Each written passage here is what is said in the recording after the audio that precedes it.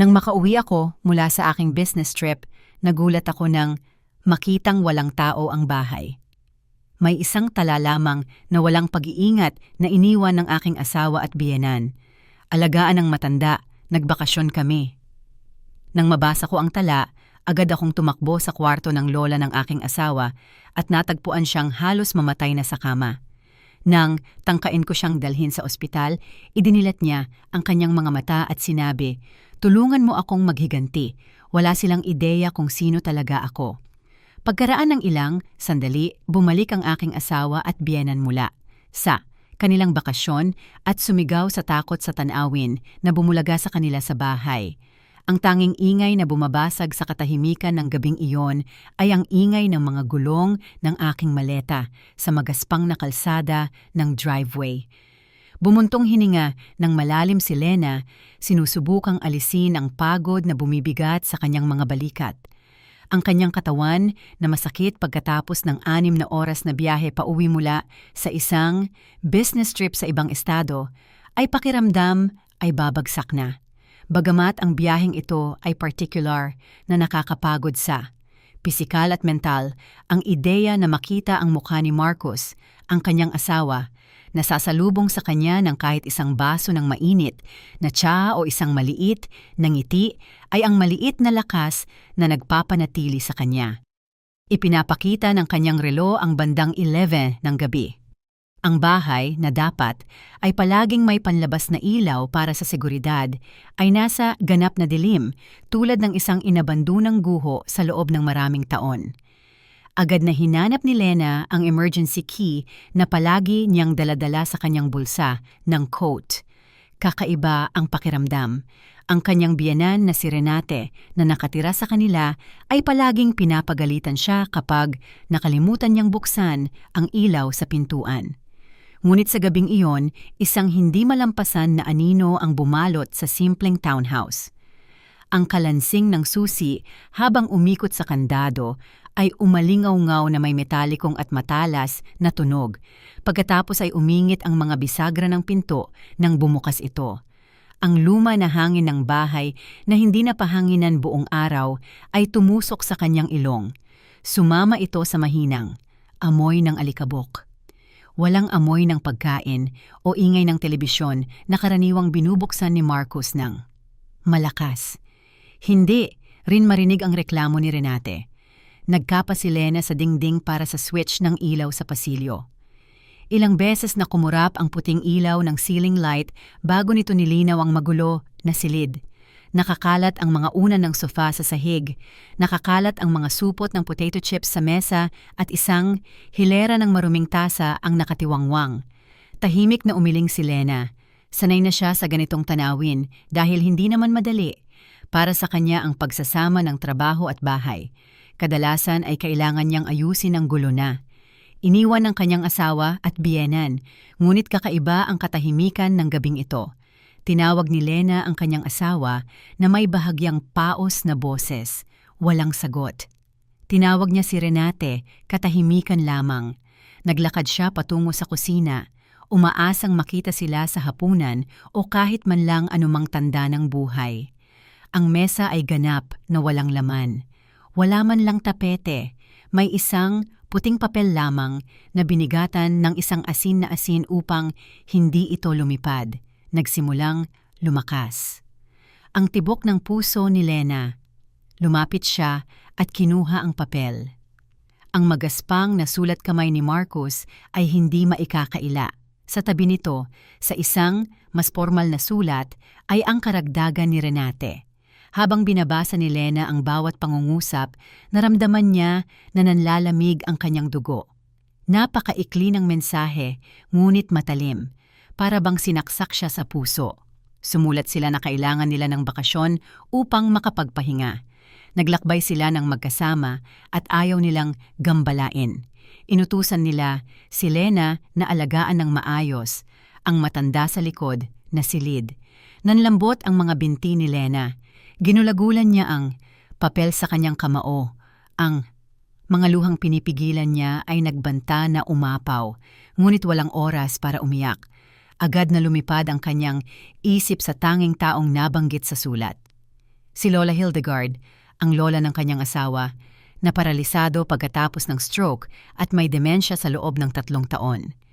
Kung umalis sina Marcos at Renate simula umaga, nangangahulugan iyon na si Lola Hildegard ay nag-iisa sa bahay ng walang pagkain at inumin buong araw. Agad na naging panic ang pagod. Ibinagsak ni Lena ang kanyang briefcase sa sahig at tumakbo patungo sa likod na. Silid kung saan. Ipinatapon ni Renate si Lola Hildegard. Ang pinto ng lola ay nakakandado. Nang buksan, bumulaga sa kanya ang mabahong amoy ng ihi at halumigmig. Maliit ang kwarto at naglalaman lamang ng isang lumang kama ng ospital at isang umaangil na plastik na komoda. Ni hindi man lang bukas ang isang bintana. Sa isang manipis, naninilaw na kutsyon, nakahiga ng mahina ang isang balangkas na katawan. Ang tanawin ni Lola Hildegard ay kaawa-awa.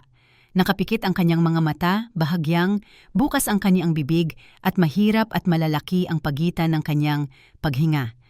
Ang kulubot na balat ay tuyo at nagpapakita ng mga palatandaan ng matinding dehydration.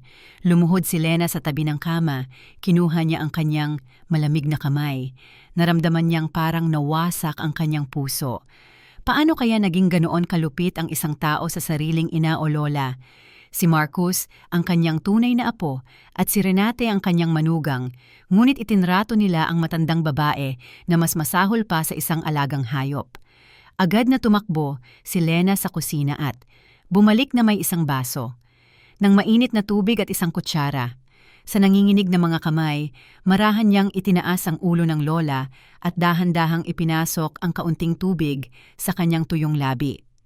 Mahinang umubo ang lola, pagkatapos ay agad na ininom ang tubig ng uhaw na uhaw. Ipinagpatuloy ni Lena ang pagbibigay sa kanya ng tubig sa bawat kutsara habang tahimik na umiiyak. Nang bahagyang maging stable ang paghinga ng lola, nagmamadaling kumuha si Lena ng isang mangkok ng mainit na tubig at isang labador. Linisan niya ang mukha at katawan ng lola na malagkit sa pawis at dumi. Pagkatapos ay naghahanap siya sa tumpok ng hindi naplansahang damit, ng malinis na damit at pinalitan ang kanyang mabahong nightgown. Patuloy na dumadaloy ang mga luha sa kanyang pisngi, ngunit ginawa ni Lena ang lahat ng may husay. Lumitaw ang damdamin ng pagkakasala. Hindi, sana siya dapat nagpunta sa business trip na ito. Dapat ay alam niya na isang malaking pagkakamali ang iwanan si Lola Hildegard kina Marcos at Renate. Bagamat si Lena ang nag-aalaga sa lola, kailangan niyang magtrabaho para kumita ng pera dahil tumanggi si Marcos na magkaroon ng stable na trabaho. Tinitigan ni Lena ang lumang mukha ng lola na may malalim na habag at inayos ang puting magulo na buhok ng lola. Sa kanyang kalooban, nagpasiya si Lena. Hindi mahalaga kung magalit si Marcos, dadalhin niya si Lola Hildegard sa ospital ngayong gabi. Ang kanyang kalagayan ay masyadong seryoso upang gamutin sa bahay. Hinanap ni Lena ang kanyang cellphone sa bulsa ng jacket upang tumawag ng taxi gamit ang app. Ngunit, nang tumayo na siya, isang kamay, manipis tulad ng isang tuyong sanga, ngunit nakakagulat na malakas ang humawak sa kanyang pulso. Nagulat si Lena at lumingon. Nakita niyang nakabukas ng malaki ang mga mata ni Lola Hildegard. Hindi ito ang walang laman at nalilitong mga mata ng isang pasyenteng may demensya. Ang tingin ay mapanuri, nakatutok at puno ng kamalayan. Napakalamig at malalim ng tingin na tila naglabas ito ng nakatagong kapangyarihan. Naging estatwa si Lena. Ang pagkabigla ay pumigil sa kanya sa pagsasalita.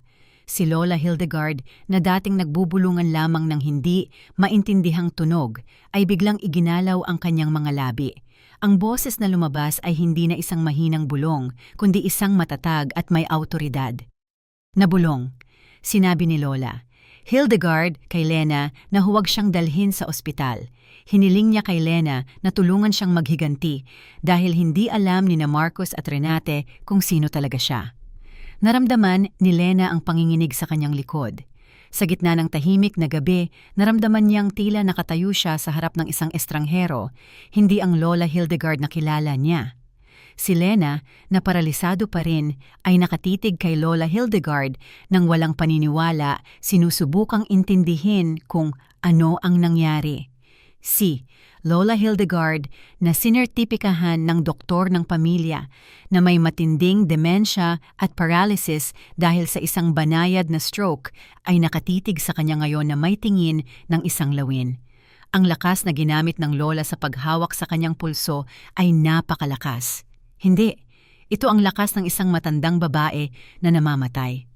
Huminto sa paghinga si Lena at sinubukang pakalmahin ang kanyang puso na malakas na tumibok. Sa nanginginig na boses, tinanong niya kung talagang may malay ang lola o kung nag-hallucinate siya dahil sa pagod.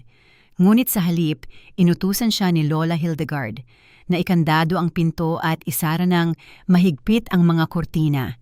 Bagamat magaspang ang kanyang boses, ang utos ay napakaganap, kaya't reflexively sinunod ito ni Lena ng walang pagtutol.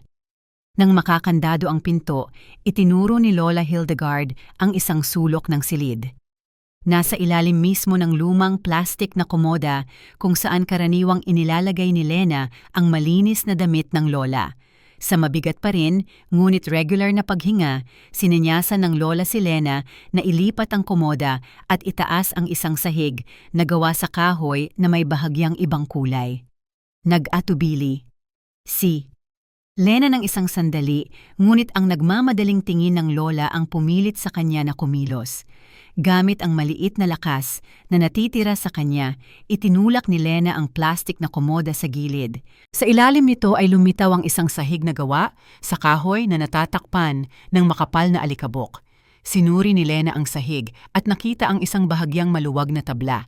Itinaas niya ito gamit ang dulo ng kanyang susi ng pinto.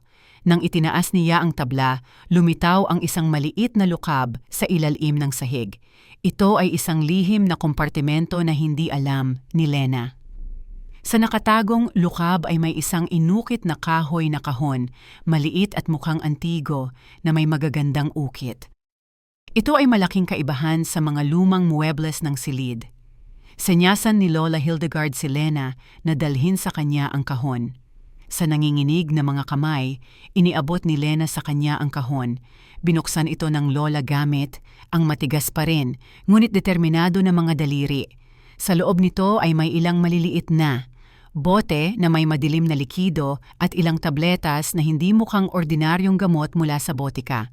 Ininom ng lola ang isa sa mga likido ng walang tubig, ipinikit ang kanyang mga mata ng isang sandali at inayos ang kanyang paghinga.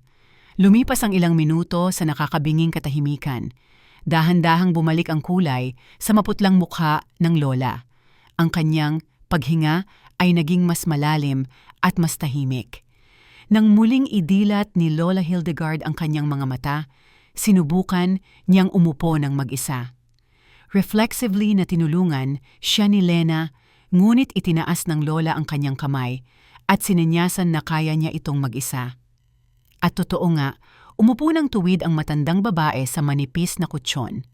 Ang kanyang postura ay ganap na naiiba. Hindi na ito isang kuba at mahinang likod.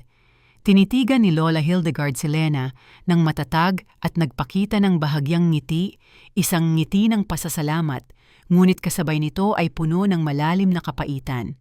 Nagsimulang magsalita ang lola na may malinaw na pagbigkas at piling wika. Hindi na ang bulong ng hindi maintindihang dialekto. Muli niyang ipinakilala ang kanyang sarili, hindi bilang ang may sakit na si Lola Hildegard, kundi bilang isang babae na ganap na kontrolado ang kanyang kamalayan. Ipinaliwanag niya na ang huling 3 taon ng paralysis at demensya ay isang malaking pagganap lamang, isang pagsubok na kanyang idinisenyo upang makita ang tunay na mukha ng kanyang mga inapo. Sinabi niya na nagpanggap siyang mahina at walang depensa upang malaman kung sino ang taos-pusong nagmamalasakit sa kanya at kung sino lamang ang nagnanais ng kanyang kamatayan para sa mana. Dumaloy ang mga luha sa pisngi ni Lena. Nang marinig ang pagtatapat na ito, ipinagpatuloy ng lola ang pagsasalita na may tumitinding galit. Inilahad niya na sina Marcos at Renate ay sadyang nagbibigay sa kanya ng napakakaunting pagkain. At madalas na nagpapakain sa kanya ng sirang pagkain kapag wala si Lena sa bahay. Ang kanilang layunin ay simple at malupit. Dahan-dahan siyang mamatay sa malnutrisyon nang walang nakikitang bakas ng karahasan upang mabilis na maangkin ang titulo ng bahay at iba pang ari-arian na pinaniniwalaan nilang pag-aari pa niya, ipinatong. Ni Lena ang kanyang kamay sa bibig, pinipigilan ang isang hikbi, kumikirot ang kanyang puso sa sakit. Naramdaman niyang pinagtaksilan siya. Sa buong panahon, halos 70% ng kanyang buwanang suweldo ay inilipat niya kay Marcos para sa diumano'y mamahaling gamot ng lola, espesyal, na dieta at masustansyang pagkain. Laging sinasabi ni Marcos na napakataas ng gastos sa pag-aalaga sa lola. Lumabas na ang pera na ito ay hindi kailanman nakarating sa lola. Ginamit ni na Marcos at ng kanyang ina ang pera na pinaghirapan ni Lena para sa kanilang sariling luho. Samantala, ang lola ay nagugutom sa mainit na. Silid na iyon. Ang pagod at kalungkutan ay naging galit na nagsimulang magliyab sa dibdib ni Lena. Naramdaman niyang tanga siya na ganoon kadaling nagtiwala sa kanyang asawa. Nakita ni Lola, Hildegard ang kaguluhan ng damdamin sa mukha ni Lena, inabot ang kanyang kamay, at mahigpit na pinisil ang kanyang balikat. Sinabi niya sa kanya na hindi niya kailangang magkaroon ng pakiramdam ng pagkakasala. Si Lena ang tanging dahilan kung bakit siya buhay pa at hindi pa niya nasisira ang lahat. Si Lena ang tanging taos-pusong tao at hiniling ng lola kay Lena na tulungan siyang tumayo. Tinulungan siya. Ni Lena at nagulat, siya sa katatagan ng manipis na katawan. Naglakad ang lola patungo sa dingding kung saan nakasabit ang isang luma na kalendaryo sa dingding. Hinawakan niya ang isang particular na lugar sa likod ng kalendaryo at pinindot ang isang nakatagong punto. Sa likod ng nagbabalat na wallpaper, narinig ang isang mahinang mekanikal na tunog, tila gumagalaw ang isang hydraulic system. Nagdilat si Lena nang makita niyang dahan-dahang lumipad sa gilid ang isang bahagi ng dingding ng silid. Sa likod ng dingding na mukhang luma. Ay nagtatago ang isang maliit na silid na walang kaugnayan sa kalagayan ng lumang bahay. Malamig ito dahil sa automatikong air conditioning, malinis at puno ng mga nagliliwanag na monitor. Ito ay isang control room. Maingat na pumasok si Lena. Ang kanyang mga mata ay gumala sa lihim na silid. Ang mga dingding ay puno ng mga footage ng surveillance camera na nagpapakita ng bawat sulok ng bahay. Ang sala, ang kusina at maging ang bakuran. Maging ang mga audio recording file ay maingat na nakaimbak. Umupo si Lola Hildegard sa isang komportableng upuan sa opisina sa harap ng mga monitor. Ang asul na ilaw ng mga screen ay nagliliwanag sa kanyang mukha na nagpapamukha sa kanya bilang isang mananalaysay kaysa sa isang mahinang matandang babae. Lumingon siya kay Lena at sinabi na may nakakatakot na malamig na boses na magkasama silang titingnan ang katotohanan. Pinindot niya ang ilang mga button at ipinapanood ng pangunahing screen ang footage mula sa umagang iyon. Bago umalis sina, Marcos at Renate, nakita ni Lena ang kanyang asawa at biyenan na nagbibilang ng pera habang tumatawa. Ito, ang pera na ibinigay niya sa kanila para sa mga gastusin sa bahay ngayong buwan. Tinitigan ni Lola Hildegard si Lena at sinabing nagsisimula pa lamang ang tunay na laro. Nakatayo si Lena nang walang kibo sa harap ng malalaking screen na bumabalot sa dingding ng lihim na silid. Ang asul na ilaw ng mga screen ay sumasalamin sa kanyang mukha na puno ng luha, ngunit sa pagkakataong ito, hindi ito luha ng kalungkutan, kundi ng naglalagablab na galit. Kalmado na iginalaw ni Lola Hildegard ang mouse at pumili ng isang video file mula 2 linggo na ang nakakaraan. Ito ang araw na. Nagpunta si Lena sa kumpanya para sa buwanang pulong. Ipinapakita ng screen ang sala na araw-araw nililinis ni Lena. Sa footage, si Renate ay nakaupo ng komportable, kumakain ng chips at nanonood ng TV. Samantala, si Lola Hildegard ay nakaupo sa isang wheelchair sa sulok ng silid, nakatitig sa bintana. Biglang tumayo si Renate mula sa sofa na may inis na muka. Lumapit siya kay Lola Hildegard at walang babala na malakas na sinipa ang mga gulong ng wheelchair kaya't matindi ang pagyanig ng Lola. Mabilis na gumalaw ang bibig ni Renate at naglabas ng nakakatakot na mga sumpa na perpektong nai-record ng nakatagong napakasensitibong mikropono. Sinumpa ni Renate ang Lola, tinawag siyang isang pasanin na nagkakahalaga lamang ng pera. Nakita pa ngang dumura siya sa plato ng Lola at pinilit itong kainin. Ipinatong ni Lena ang kanyang kamay sa bibig, sinusubukang huwag sumigaw sa takot nang makita ang kalupitan ng kanyang biyenan na sa harap ng mga kapitbahay ay palaging nagpapanggap na mabait. Naramdaman ni Lena ang paninikip ng kanyang dibdib na parang naubos ang oxygen sa silid. Hindi niya kailanman naisip na ang babae na iginagalang niya na parang sariling ina ay kayang gumawa ng ganoong kahindik-hindik na bagay. Sa isang walang laban na matandang babae. Walang sinabi si Lola Hildegard, pinindot niya ang isa pang button at lumipat ang video. Sa pagkakataong ito ay isang footage mula 3 araw na ang nakakaraan nang umalis si Lena para sa business trip. Ipinapakita ng video si Marcos na pumasok sa bahay, ngunit hindi siya nag-iisa. Sinundan siya ng isang dalaga, eleganteng, nakadamit at makapal ang make-up. Nakilala siya ni Lena. Siya si Jasmine, isang kaibigan mula pagkabata na ipinakilala ni Marcos sa kanya bilang isang malalayong pinsan. Nakaupo sila ng napaka-sweet sa sofa sa sala sa paraan na masyadong intimat para maging magpinsan. Malawak ang ngiti ni Marcos at nakaakbay kay Jasmine. Isang tawa na halos hindi narinig ni Lena kapag kasama niya. Malinaw na naririnig ang kanilang usapan at pinunit ang puso ni Lena. Tinanong ni Jasmine si Marcos kung kailan siya hihiwalay sa kanyang asawa. Sinindihan ni Marcos ang isang sigarilyo at kalmado na sumagot. Sinabi niya na kailangan lang niya magtiis ng kaunti pa. Malinaw niyang ipinaliwanag ang kanyang plano. Kailangan pa rin niya si Lena bilang isang gintong makina. Tinawag ni Marcos si Lena na isang tanga, sunod-sunuran na baka. Sinabi niya na sa sandaling mamatay, ang matandang Lola Hildegard at ang mana ng bahay ay nasa kanyang mga kamay.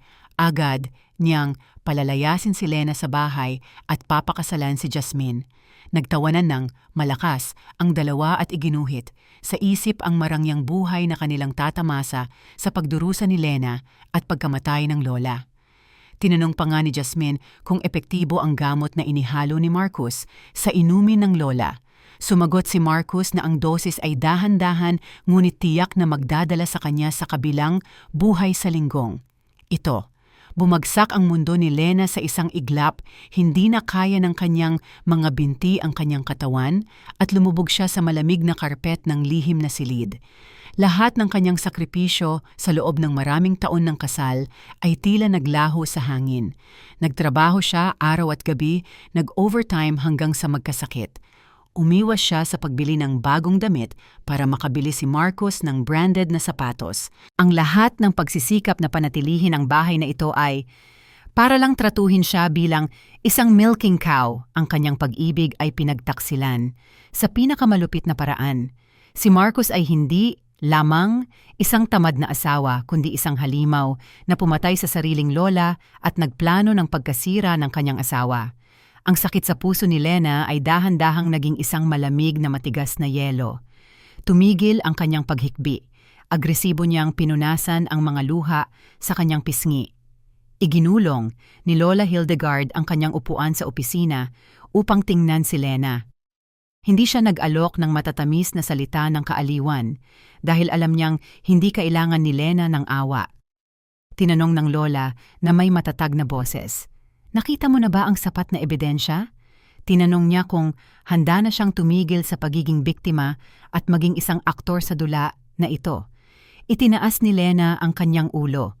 Ang kanyang duguan na mga mata ay kumikinang na ngayon na may bagong determinasyon.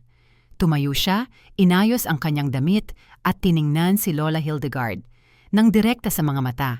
Sa matatag na boses at walang bahid ng pag-aalinlangan, sumagot si Lena na handa na siya. Hindi niya hahayaan na makatakas sila ng ganoon kadali. Handa siyang gawin ang hinihiling ng lola sa kanya upang pagbayarin sila sa kanilang masasamang gawa. Ngumiti ang lola ng nasisiyahan, inabot ang kanyang kamay at mahigpit na pinisil ni Lena ang kulubot na kamay. Isang tahimik na kasunduan ang nabuo sa pagitan ng dalawang pinakanasaktan na babae sa bahay na ito.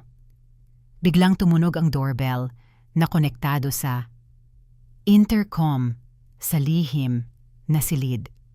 Tiningnan ng lola ang orasan sa dingding. Lumagpas na sa gabi. Sinabi niyang dumating na ang pinahahalagahang bisita. Pinindot ng lola ang isang pindutan upang buksan ang pintuan ng bahay ng malayuan mula sa control room at hiniling kay Lena na salubungin ang bisita at dalhin dito. Iniwan ni Lena ang kwarto ng lola at dumaan sa madilim at tahimik na sala patungo sa pasukan.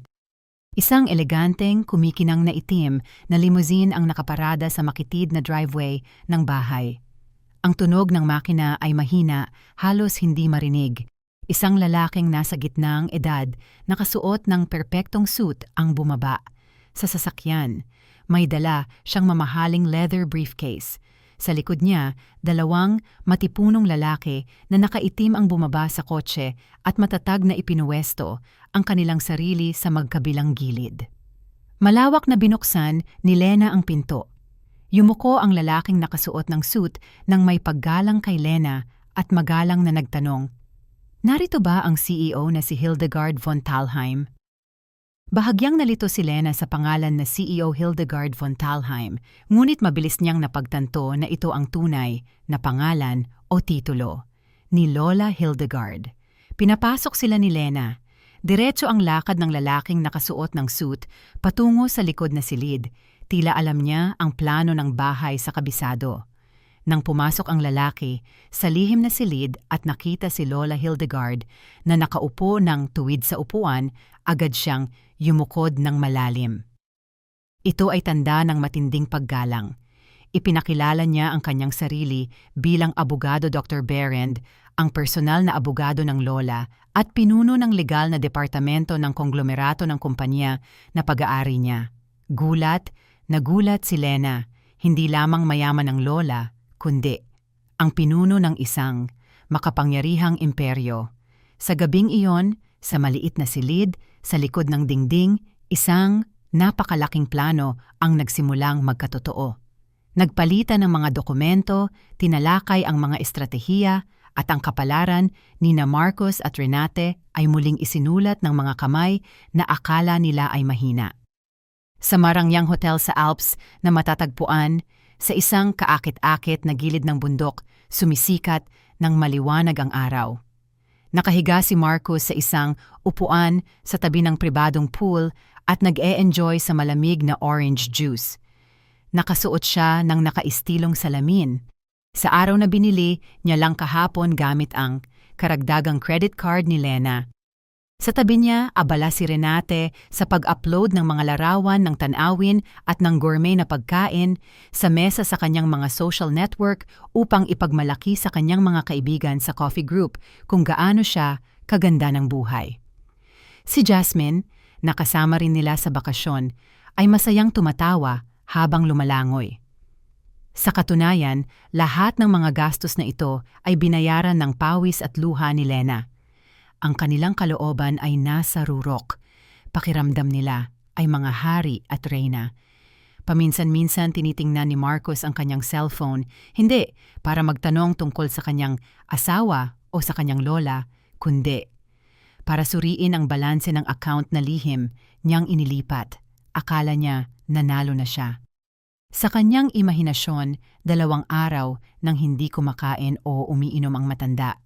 Kaya siguro ay namamatay na siya o patay na at ang kanyang tanga na asawang si Lena ay magpapanik at mag-isa na haharapin ang bangkay. Ngumiti si Marcos ng may malisyosong hangarin. Naisip niya kung gaano kadali ibenta ang bahay na kanyang mamamana. Nakipag-ugnayan na siya sa isang kilalang real estate agent at nangako sa kanya ng malaking komisyon. Ang hindi niya alam, ang titulo ng lupa na hawak niya ay sa katunayan isang pekeng kopya na ipinapalit ng lola ilang taon na ang nakakaraan. Samantala, daan-daang kilometro ang layo mula sa hotel na ito, sa bahay ni Marcos ay abalang-abala ngunit walang tawa. Mula pa umaga, nakaparada ang isang malaking truck sa harap ng bahay. Hindi ito ang truck ng paglilipat ni Marcos, kundi isang kumpanya ng pagtatapon ng basura upang kargahin ang mga basura nina Marcos at Renate. Mabilis at episyenteng nagtrabaho si Lena, tinutulungan ng pangkat na dinala ni Dr. Berend.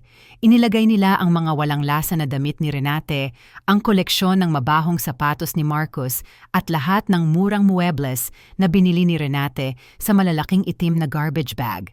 Ang mga kagamitan na ito ay hindi itatago kundi idonasyon sa mga charity o itatapon ayon sa tagubilin ng lola. Nakaramdam si Lena ng kakaibang damdamin nang makita niyang dahan-dahang nawawalan ng laman ang bahay na kanyang tinitirhan, ngunit mas malaki ang ginhawa na naramdaman niya.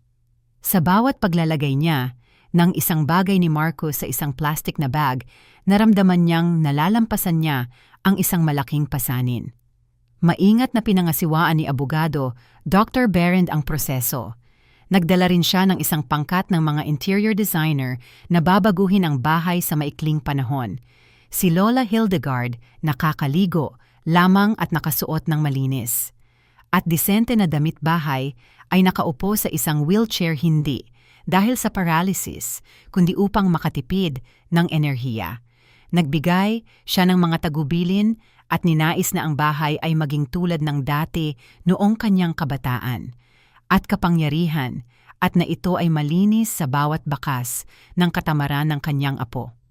Lumapit si Dr. Berend kay Lena na may isang makapal na folder.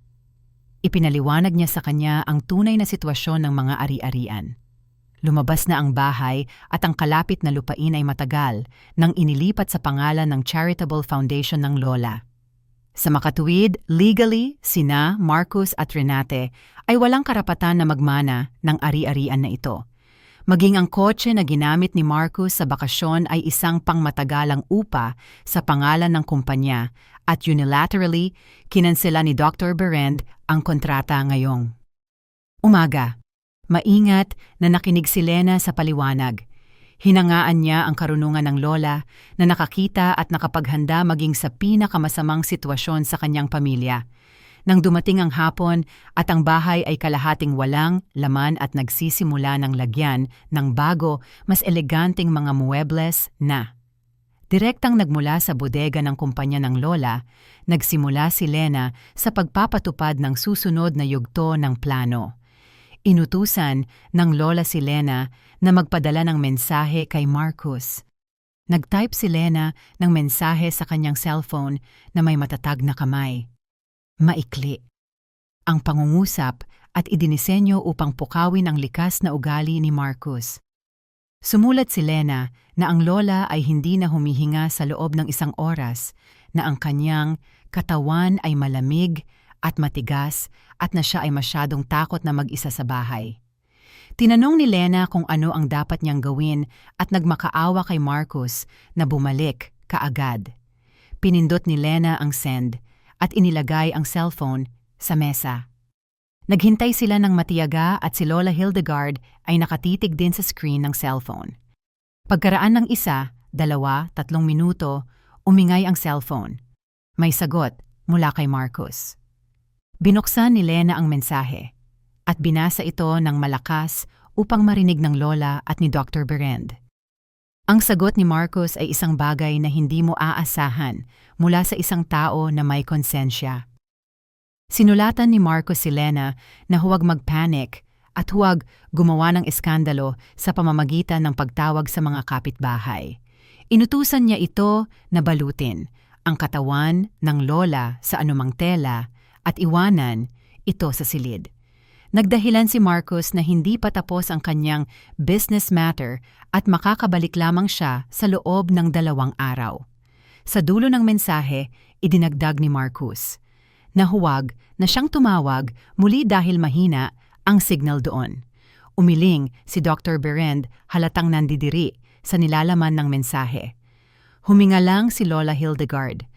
Walang emosyon ang kanyang ekspresyon, ngunit nagliliyab ang kanyang mga mata. Para sa Lola, ang mensaheng ito ang huling pako sa kabaong ng kinabukasan ni Marcos. Wala nang pagdududa pa na sisirain ang sarili niyang apo.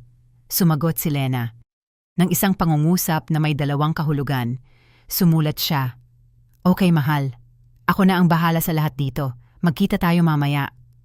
Ibinaba ni Lena ang cellphone. Malamig na ang kanyang mukha ngayon, walang bakas ng kalungkutan. Lumingon siya kay Dr. Berend at tumango ng matatag. Mas lalo pang nagpatuloy ang pagbabago ng bahay. Tinanggal ang mga alikabok na carpet at pinalitan ng makapal at marangyang carpet.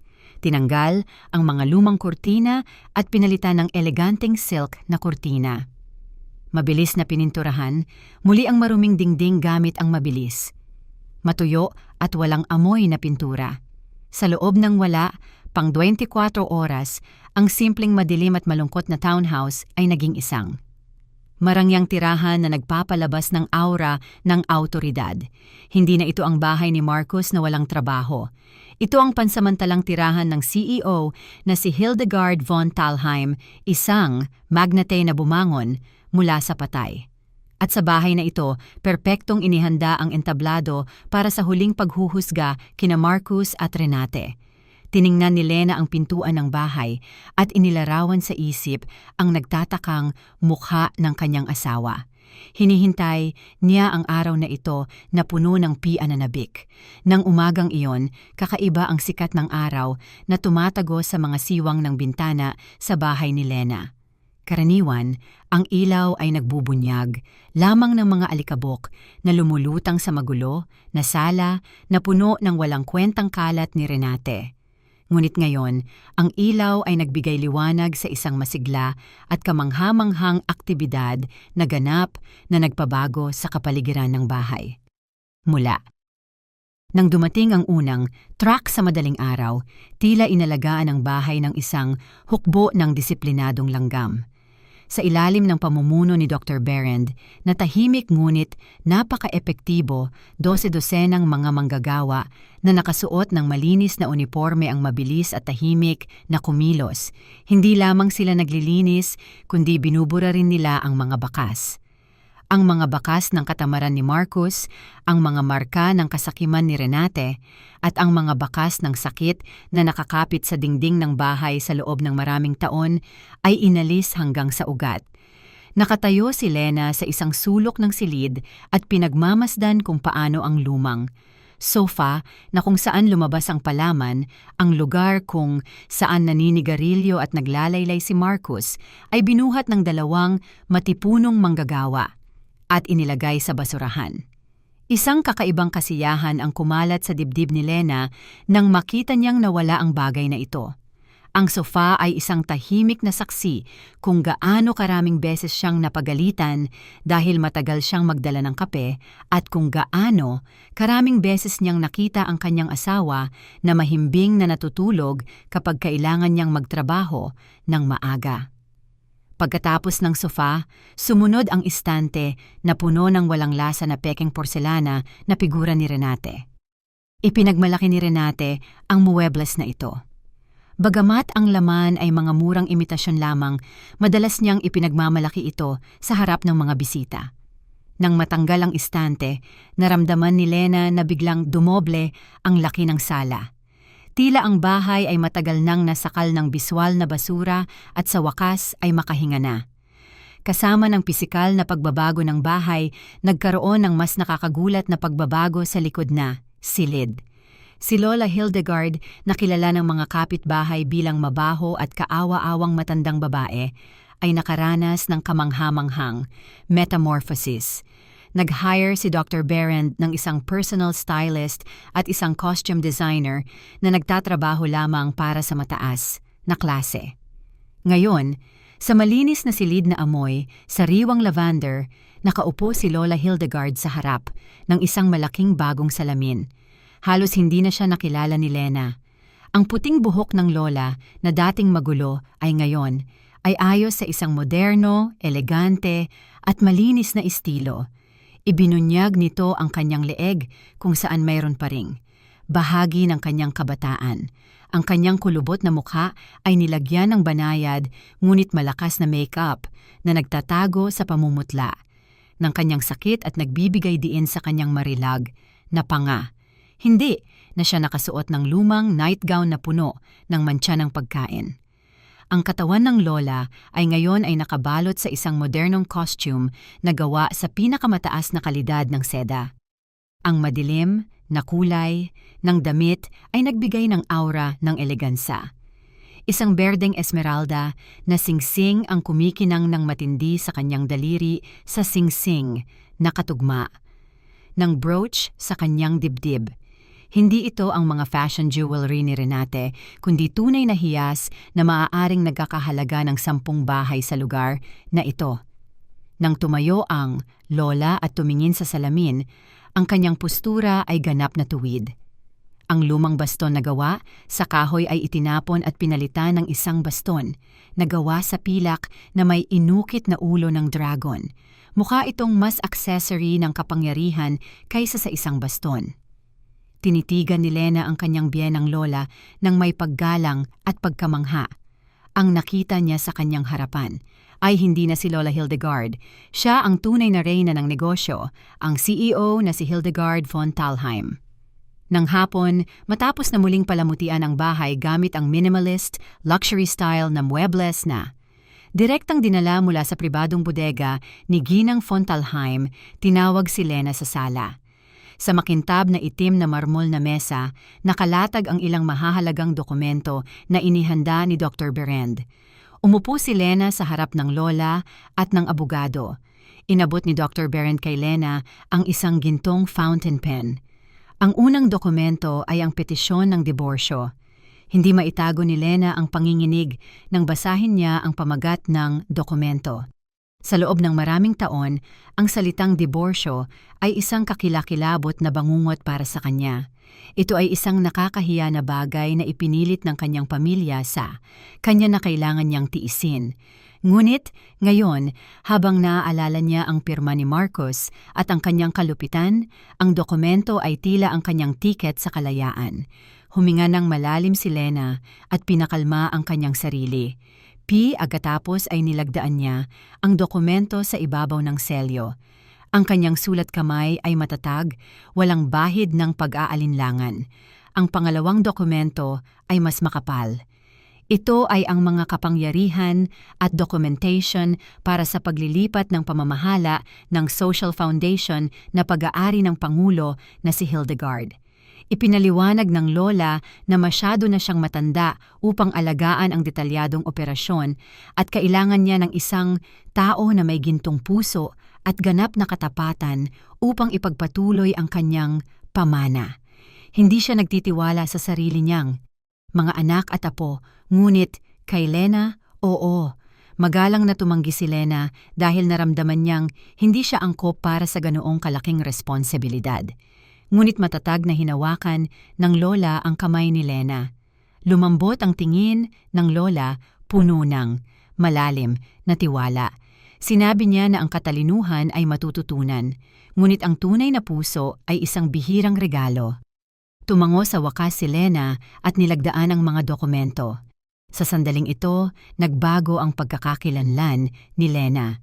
Hindi na siya isang manugang na maaaring tapakan, kundi ang pinagkakatiwalaan, isa sa pinakamalaking magnate ng bansa. Nang gabing iyon, tapos na ang paghahanda ng huling entablado. Ang bahay ngayon ay mukhang lobby ng isang 5-star hotel. Nakasabit ang mga abstract at artistikong pinta sa dingding at isang magandang kristal na chandelier ang nakasabit mula sa kisame ng sala. Kung dati ay may basag na ceramic tiles, ngayon ay may makapal at malambot na Persian rug. Lahat ng personal na gamit ni Lena ay inilipat sa guest room na ginawang isang marangyang master bedroom. Samantala, ang mga silid na ginagamit ni Marcus at Renate ay walang laman. Tila binibigyang diin na wala na silang lugar sa bahay na ito. Umalis na ang mga manggagawa at mayroong iba pang uri ng katahimikan. Ito ay isang katahimikan na puno ng pag-asa tulad ng katahimikan bago ang isang malaking bagyo. Nang bumalot ang gabi sa suburban settlement, pinatay ni Lena ang lahat ng pangunahing ilaw at ibinaon ang bahay sa matinding dilim. Ang mga indicator, light lamang ng mga electronic device ang mahinang kumukurap. Ayon sa plano, kailangan nilang paniwalaan ni Marcus at ng kanyang mga kasama na ang bahay ay nasa pagluluksa pa rin o walang laman. Umupo si Lena sa isang solong, upuan sa tabi ni Lola Hildegard na tahimik na nakaupo sa isang maringal na silya sa gitna ng sala. Sa dilim, naririnig ni Lena ang malakas na tibok ng kanyang sariling puso. Hindi dahil sa takot, kundi dahil sa adrenaline na dumaloy sa kanyang mga ugat. Inilarawan niya sa isip ang mga mukha ni Marcus, Renate at Jasmine kapag pumasok sila. Inilarawan niya kung paano magiging durog ang kanilang kayabangan. Nakatayo sina Dr. Berend at ang dalawang matipunong personal na bodyguards na parang mga estatwa sa madilim na sulok ng silid. Halos hindi sila nakikita, ngunit ang kanilang presensya ay nagbigay kay Lena ng matinding pakiramdam ng seguridad. Bumulong si Lola Hildegard kay Lena at pinaalalahanan siyang manatiling kalmado at kumilos ayon sa kanilang pinagsasanayan. Napakalamig at matalim ng boses ng Lola na parang skalpel. Sinabi niyang ang gabing ito ang magiging pinakamahalagang aral para sa kanyang walang utang na loob na apo. Isang aral na hindi nila makakalimutan habang buhay. Tumango si Lena sa dilim. Ikinuyom niya ang kanyang basang mga kamay at sinubukang humugot ng lakas mula sa figura ng matandang babae sa kanyang tabi. Sa labas, umaling-aw-ngaw ang huni ng mga kuliglig at sinamahan ang kanilang paghihintay. Napakabagal ng paglipas ng oras, ang bawat sandali ay masakit at kasabay nito ay kapanapanabik. Huminga ng malalim si Lena at pinakalma ang kanyang sarili sa amoy ng mamahaling pabango na ngayon ay bumabalot sa bahay. Handa siyang tanggapin ang mga hindi inaasahang bisita. Handa siyang wakasan ang kanyang sariling pagdurusa ngayong gabi.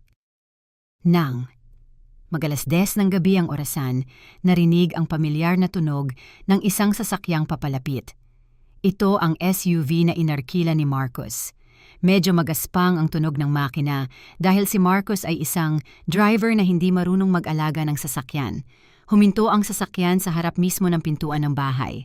Ang mga ilaw ng sasakyan ay bumutas sa dilim ng driveway at tumama sa harapan ng bahay na ngayon ay pininturahan ng eleganteng kulay, abo. Ngunit tila masyadong pagod o hindi sapat na matalino sina Marcus at ang kanyang mga kasama upang mapansin ang pagbabago ng kulay sa gitna ng gabi. Narinig ang malakas na tunog ng pagkasara ng mga pintuan ng sasakyan na sinundan ng tawanan na bumabasag sa katahimikan ng gabi. Nakaupo sa madilim na sala, tiningnan ni Lena ang kanyang tainga. Narinig niya ang matinis na boses ni Renate na nagrereklamo. Nagsusumbong si Renate kung gaano kapagod ang biyahe pauwi dahil sa trapiko at kung gaano siya kagutom. Sumigaw siya kay Marcus na bilisan ang pagbubukas ng pinto dahil gusto niyang maligo at kumain. Pagkatapos ay narinig niya ang mahina na boses ni Jasmine na nakialam at sinabing masakit ang kanyang mga paa dahil buong araw siyang nakasuot ng high heels. Nagtanong si Jasmine na may panunuya, "Patay na ba talaga ang matanda? Ayaw kong makakita ng bangkay pagpasok ko." Tumawa si Marcus. Ang tawa niya ay napaka-nakakainis sa pandinig ni Lena. Siniguro ni Marcus sa kanyang kasintahan na kahit hindi pa siya patay, malamang ay namamatay na siya at ihahatid na lang nila siya sa General Hospital. Lumapit sila sa pintuan ng bahay, ang tunog ng kanilang mga hakbang habang nagdadala sila ng mga grocery bag at maleta ay mabigat. Naramdaman ni Lena ang bahagyang pagtapik sa kanyang braso ng kamay ni Lola Hildegard. Ito ang senyas na maghanda, Maingay na umikot ang kandado, tila nahirapan si Marcos na ipasok ang susi dahil sa kanyang kawalan ng pasensya. Sa wakas bumukas ang pinto, pumasok ang hangin ng gabi at nagdala ng amoy ng luma na pawis. Nadala ng tatlo, nakakauwi lang mula sa kanilang bakasyon. Pumasok sila sa ganap na madilim na sala. Hinawakan ni Marcos ang dingding para sa switch ng ilaw sa lugar kung saan ito palaging naroon. Nagreklamo siya na hindi binuksan ni Lena ang panlabas. Nailaw at ininsulto niya ito, tinawag na tanga dahil hindi man lang niya magawa ng maayos ang gawaing bahay. "Lena, nasaan ka? Buksan mo ang ilaw. Mamamatay ako sa gutom." Sigaw ni Marcos na may napaka-aroganteng tono. Walang sagot kundi ang eko lamang ng kanyang sariling boses na umaling aungaw mula sa dingding. Tinawag din ni Renate ang pangalan ni Lena at inakusahan ang kanyang manugang na tamad na natutulog. Nagreklamo si Jasmine na napaka-nakakatakot ang pakiramdam ng bahay at masyado itong amoy pabango para sa isang bahay na may patay. Sa wakas ay natagpuan ni Marcos ang posisyon ng switch ng ilaw. Walang pag-aalinlangan niyang pinindot ang button. Click! Agad na bumukas ang kristal na chandelier sa gitna ng silid na pumuno sa buong silid ng maliwanag at mainit na ginintuang ilaw. Agad na ibinunyag ng ilaw ang lahat. Ang tanawin na bumulaga sa kanilang mga mata ay masyadong nakakagulat, surreal at kakilakilabot para sa kanilang makasalanang kaluluwa. Kaya't ang kanilang unang reaksyon ay tumigas bago sila sumigaw. Hysterically sumigaw. Si Renate at hinawakan ang kanyang dibdib. Malawak ang kanyang mga mata, tila lalabas sa kanyang mga hukay. Sumigaw si Jasmine at umatras, nakabangga si Marcos at halos. Bumagsak sila. Nakatayo si Marcos na nakabuka ang bibig. Namutla ang kanyang muka na parang sinipsip ng multo ang lahat ng dugo niya. Ang kanilang mga sigaw ay hindi dahil nakakita sila ng multo o isang nabubulok na bangkay. Sa halip, sumigaw sila sa takot sa hindi kilalang luho at sa figura na dapat ay mahina at walang depensa na ngayon ay lumitaw na parang isang marilag na Diyosa ng kamatayan. Sa harap nila, ang silid na iniwan nilang marumi at magulo ay naging isang maliit na palasyo. Wala ng lumang sofa at walang alikabok. Lahat ay kumikinang, malinis at mukhang mamahalin. Ngunit ang halos ikamatay ng kanilang puso ay ang tanawin sa gitna ng silid. Doon, nakaupo si Lola Hildegard sa isang antigong European high-back armchair na nakasuot ng pulang sand. Ang babae, na pinabayaan nilang mamatay ng walang patak ng tubig, ay nakaupo ngayon na may eleganteng naka-crossed na binti. Ang kanyang tingin ay matalim at ang kanyang mga labi ay nagpakita ng isang malamig na ngiti. Sa kanyang kanang kamay, may hawak siyang tasa na gawa sa pinong porselana kung saan umaakyat ang mabangong singaw ng tsaa. Sa kanyang kaliwa at kanan ay nakatayo ang dalawang bodyguard na nakaitim na suit, malaki tulad ng mga higante. Nakakross ang kanilang mga braso sa kanilang dibdib na may nakakatakot at walang ekspresyon na mukha at sa tabi ni Lola Hildegard ay nakatayo si Lena. Ang asawa na karaniwang sumasalubong sa kanila na nakasuot ng lumang duster ay ngayon ay ganap na naiiba. Nakasuot si Lena ng isang mahabang cream-colored na damit na maganda ang pagkakahulog sa kanyang katawan na tumugma sa isang malinis na hijab or scarf sa konteksto. Nang Aleman ay mas isang eleganteng tela o simpleng nakaistilong damit.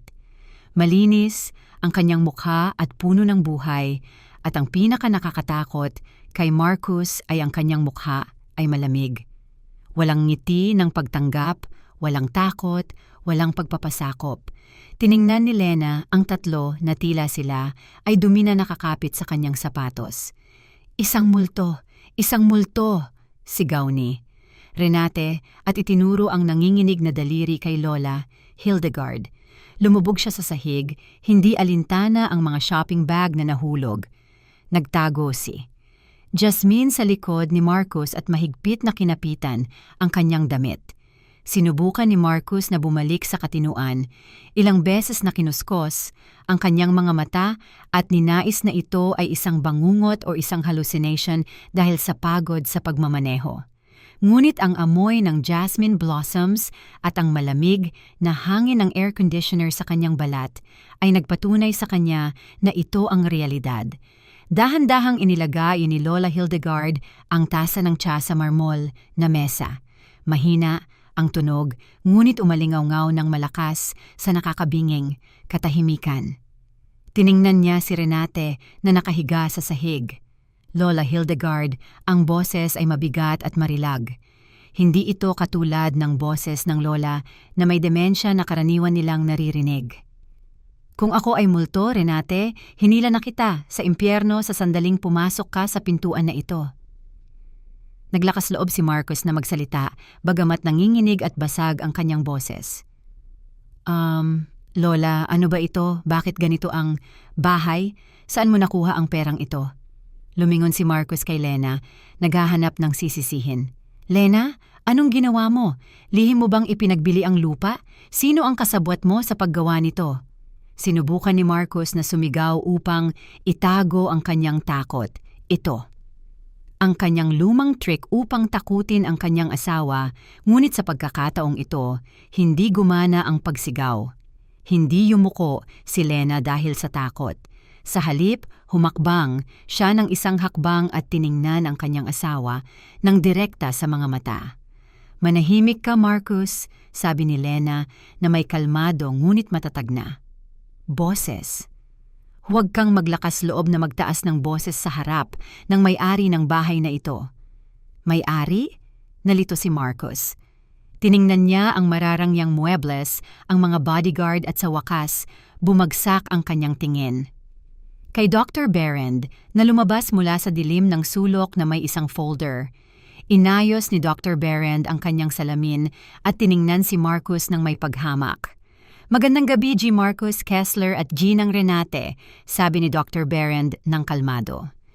Ako si Abogado Dr. Berend, pinuno ng legal na departamento ng Thalheim Group at Legal na kinatawan ng CEO na, si Hildegard von Thalheim na tinatawag ninyong Lola Hildegard. Siya ang lehitimong may-ari ng lahat ng ari-arian na inyong tinamasa at siya rin ang may-ari ng kumpanya na pinagtatrabahuhan ni G. Sager Marcus bilang logistics employee. Katahimikan. Pinanaigan ng katahimikan ang kapaligiran. Ang mga salita ay nakabitin sa hangin na parang hatol ng kamatayan. Bumababa ang panga ni Marcus.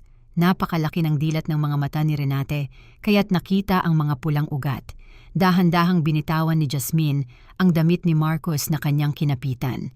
Ang kanilang mabababaw na pag-iisip ay hindi makapagproseso ng napakalaking impormasyon na ito. Ang matanda na kanilang pinahirapan, pinakain ng tira-tira, at ang kamatayan na kanilang hiniling ay ang chairman ng isang konglomerato ng kumpanya, ang kanilang pinagmumulan ng pera at isang magnate. Ina! Nauutal si Renate at nagsimulang mamuo ang luha ng takot sa kanyang mga mata. Ina, akala namin mamamatay ka na.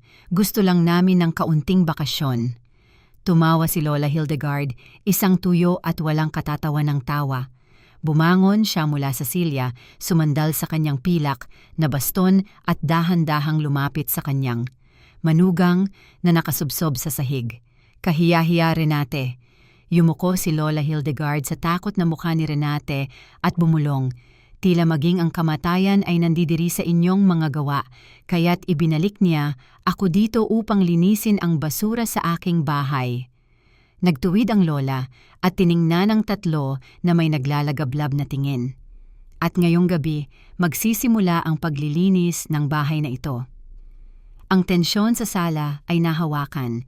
Tila ang hangin ay kinumpres na nagpapahirap sa paghinga ng mga naroroon. Nakatayo, si Marcus ng walang kibo, namumula ang mukha mula sa pagsabog ng galit, kahihiyan at takot na pumalit sa pamumutla. Ang pagtatapat ni Lola Hildegard, ang pangulo na siya ang may-ari ng lahat, ay sumira sa pagkalalaki ni Marcus. Laging ipinagmamalaki ni Marcus na siya ang ulo ng pamilya, ang nag-iisang tagapagmana at isang matagumpay na lalaki na nagtatrabaho sa isang malaking korporasyon. Ngunit sa isang maikling pangungusap ng matandang babae na nakaupo sa harap niya, ang kanyang buong ilusyon ng tagumpay ay walang awa na giniba. Naramdaman ni Marcus na nabunyag siya sa harap ng kanyang asawa na palagi niyang hinahamak at nawalan siya.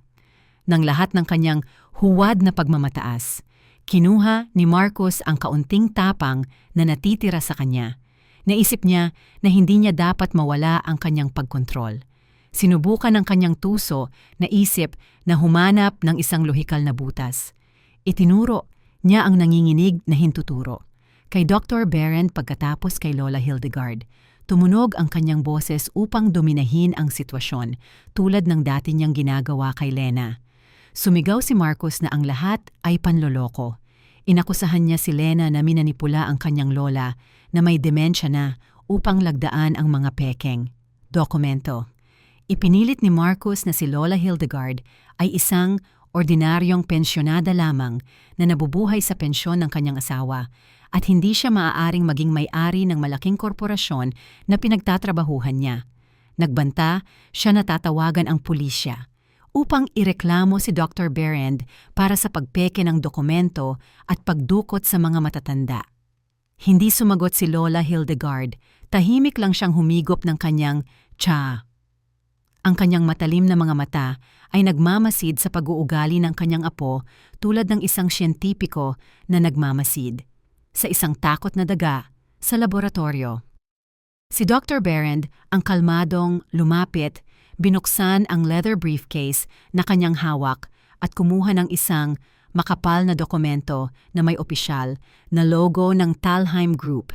Sa profesional at kalmadong tono, sinimula ni Dr. Berend ang pagbasa ng mga katotohanan na nakatago. Ipinaliwanag niya na ang dahilan kung bakit nakapagtrabaho si Marcus bilang senior executive sa logistics team ng kumpanya ay hindi dahil sa kanyang katamtamang performance sa trabaho o sa kanyang henyo. Ang posisyon na ito ay ibinigay mga taon na ang nakakaraan sa direktang utos ng chairman na si Hildegard von Thalheim, ang mayoryang shareholder, upang magkaroon ng trabaho ang kanyang apo at makasuporta sa kanyang pamilya. Nakatayo si Marcus na nakabuka ang bibig, walang masabi. Ang katotohanang ito ay tumama sa kanya ng mas malakas kaysa sa isang pisikal na sampal. Naalala niya kung gaano siya ka-proud nang matanggap siya sa kumpanyang ito at kung gaano kadalas niyang ipinagmamalaki kay Lena na siya ay isang mahalagang bahagi ng kumpanya. Lumabas na sa pamamagitan lamang ng koneksyon siya nakapasok. Isa lang siyang parasito na nakakapit sa malaking puno dahil sa awa ng kanyang lola. Si Jasmine na nakatayo sa likod ni Marcos ay nagsimulang maintindihan ang katotohanan ng sitwasyon. Ang kanyang bihasang mata sa pagtatasa ng yaman ay nagsimulang makita ang mga babala nang makita niya.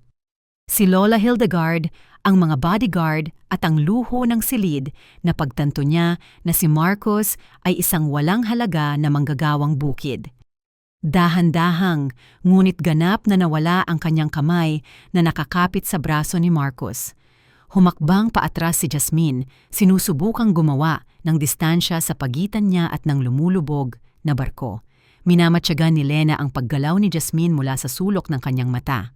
Naramdaman niya ang matinding pagkasuklam ng makita niya kung gaano kahina ang katapatan na nakabase sa material na bagay. Tiningnan ni Lena si Marcos na sinusubukan pa ring tanggihan. Nagpatuloy si Lena sa pagsasalita ng may mahina ngunit matalim na boses. Tinanong niya si Marcos kung naaalala niya ang bonus sa katapusan ng taon na ginamit niya upang bilhan ng kotse si Jasmine noong nakaraang buwan. Ipinapaalam ni Lena sa kanya na ang bonus na iyon ay sa katunayan isang maliit na dibidendo mula sa mga stock ng foundation na dapat ay napunta sa account ng lola, ngunit pinagsamantalahan ni Marcus sa pamamagitan ng pagpeke ng pirma. Mas lalo pang namutla ang mukha ni Marcus. Isa-isa na bunyag ang kanyang mga krimen. Biglang nabasag ang katahimikan ng silid ng tuloy-tuloy na tunog ng mga mensahe sa cellphone. Ang tunog ay nagmula sa bulsa ng pantalon ni Marcos. Ding ding ding ding ding. Ang tunog na dati niyang gusto kapag dumarating ang mga mensahe mula sa kanyang mga kaibigan, ngayon ay parang kampana ng kamatayan. Ibinulsa ni Marcos ang kanyang kamay na nanginginig at inilabas ang kanyang smartphone. Umilaw ang screen at nagpakita ng isang serye ng mga email at text message na sabay-sabay na dumating. Binasa ni Marcos ang unang notification. Ito ay isang opisyal na email mula sa Human Resources Department ng kanyang kumpanya. Ang pamagat ay bold at naka-capital letters, abiso ng disciplinary termination. Tumigil ang puso ni Marcos. Binuksan niya ang email. Ang nilalaman ay nagpapakita na si G. Marcos ay agad na pinatalsik batay sa ebidensya ng paglustay ng pondo ng kumpanya at matinding paglabag sa Code of Ethics. Lahat ng benepisyo ng kumpanya tulad ng kotse, laptop at health insurance ay binawi mula sa sandaling ito bago pa man matunaw ni Marcos ang mensahe. Lumabas ang isa pang notification sa banking app ng kanyang cellphone. Isang text message mula sa bangko ang nagpaalam sa kanya na ang kanyang pangunahing account, savings account at credit card ay na-freeze sa kahilingan ng mga awtoridad ng hustisya na may kaugnayan sa mga alegasyon ng money laundering at embezzlement. Sinubukan ni Marcos na buksan ang mobile banking app gamit ang kanyang basang mga daliri. Nabigo, hindi pinapayagan ang access. Sinubukan niya muli, hindi pa rin pinapayagan. Balanse, 0 euro. Na-block ang access. Sa isang iglap, si Marcos na akala niya ay mayaman ay naging isang pulubi na walang ni isang euro na magastos. Si Renate, na nakita kung paano namutla ang mukha ng kanyang anak, ay nagpanic din. Inagaw niya ang cellphone ni Marcos at binasa ang screen. Lumaki ang kanyang mga mata sa takot at isang sigaw ang naputol sa kanyang lalamunan. Ang kanyang kayamanan, ang pera na kanyang sinasamba at na kanyang Diyos ay nawala sa isang iglap. Kung walang pera, naramdaman ni Renate na walang kwenta. Tiningnan niya si Lola. Hildegard na may nagmamakaawang mga mata, naghahanap ng kaunting awa, ngunit ang tingin ni Lola Hildegard ay malamig tulad ng yelo ng Arctic. Sinabi niya na kinukuha lamang niya ang kanya. Hinayaan niyang magkagat ang mga daga sa kanyang imbakan ng butil ng matagal at oras na para ikandado ang imbakan.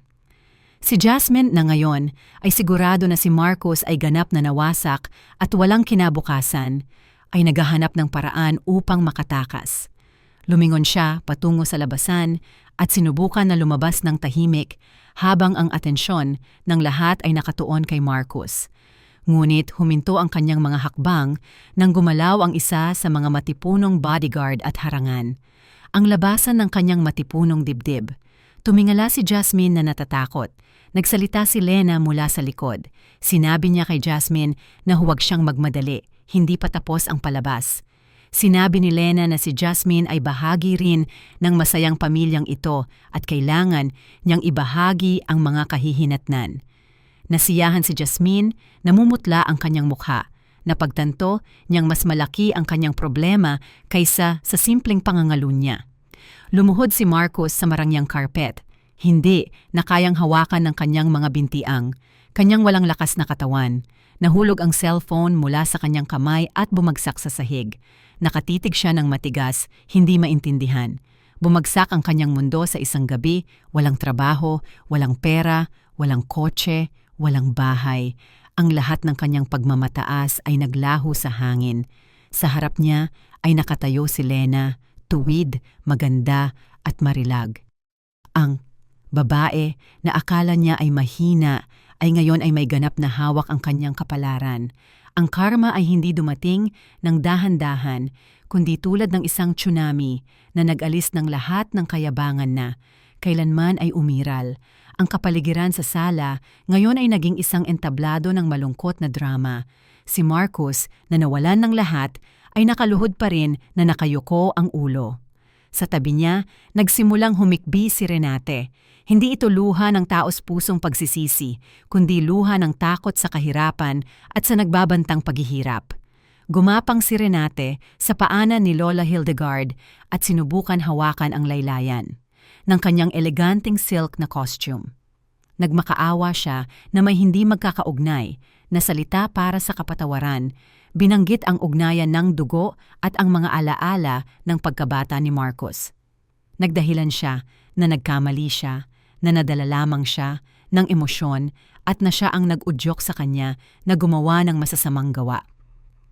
Ina, pakiusap, si Marcos ang iyong paboritong apo. Huwag mong gawin ito, Ina. Saan kami titira?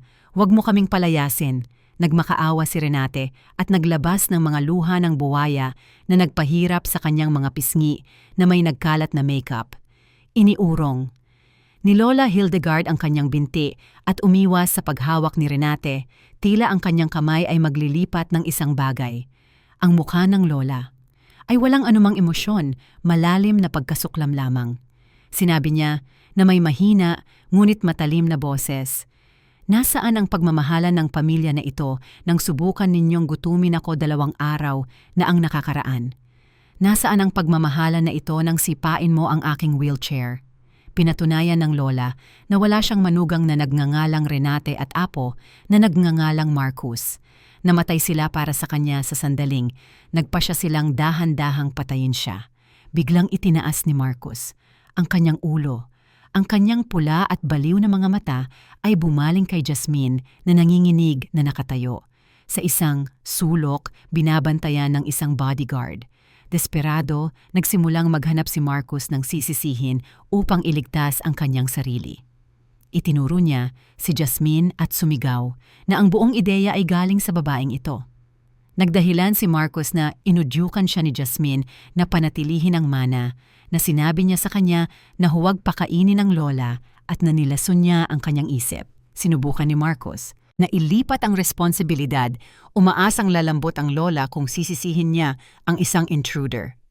Ang lahat ay kasalanan ng babaeng ito, Lola. Nilandi niya si Marcos.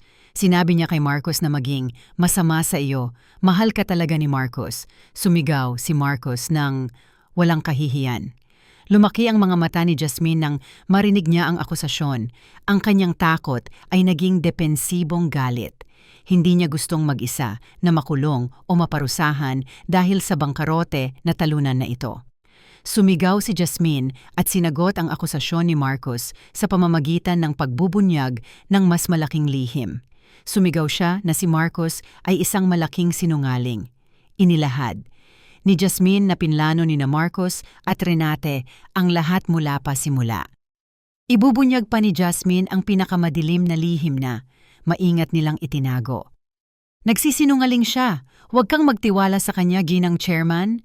Hysterically sumigaw si Jasmine at itinuro si Marcos at Renate. Ang dalawang ito ay bumili ng ilegal na gamot. Araw-araw nilang nilalagyan ng mataas na dosis ng pampakalma ang tesaan ng Lola upang matulog siya at humina. Sumama lang ako sa kanila sa bakasyon. Sila ang mga mamamatay tao. Sinubukan nilang patayin siya ng dahan-dahan sa pamamagitan ng labis na dosis upang magmukhang natural na pagkamatay. Sumabog ang pagtatapat ni Jasmine na parang bomba sa silid. Nagulantang si Lena. Alam niyang masama sila, ngunit hindi niya kailanman naisip na magiging malupit sila, na magbibigay ng lason o ilegal na droga sa isang matandang babae. Ang mukha ni Lola Hildegard ay tumigas. Ang kanyang panga ay tense. Pinigilan niya ang tumitinding galit.